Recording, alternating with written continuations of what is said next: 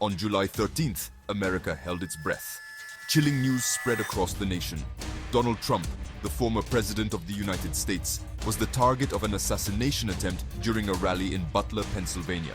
The incident, which could have had dramatic consequences, immediately raised many questions about the security surrounding the former president. How could an armed individual get so close to Donald Trump, despite the presence of the Secret Service?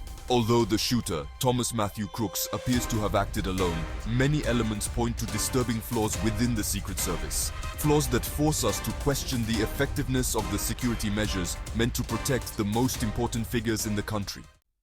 What is troubling is the ease with which Thomas Matthew Crooks was able to approach Donald Trump. Crooks was present several hours before the former president's arrival. He reportedly blended into the crowd without attracting attention. Witnesses claim to have seen Crooks behaving strangely. However, no one alerted the security services. Crooks was reportedly spotted by local police officers a few days before the attack, but this information was never passed on to the Secret Service.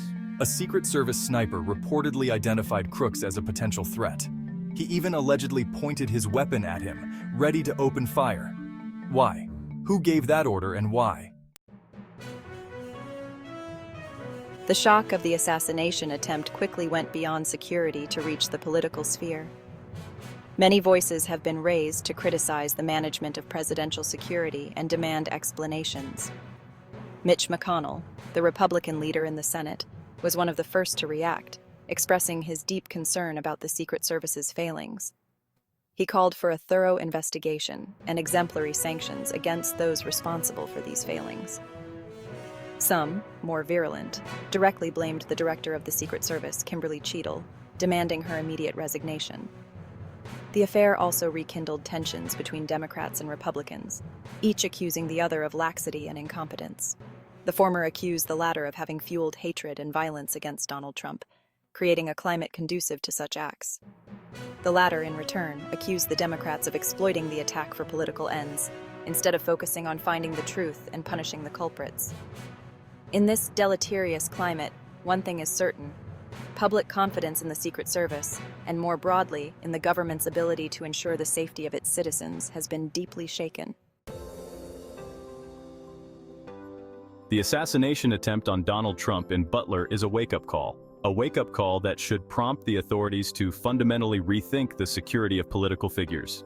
It is clear that current protocols are no longer adapted to current threats. The lack of coordination between different security agencies, the lack of fluid communication, and the underestimation of potential threats are all flaws that must be urgently addressed.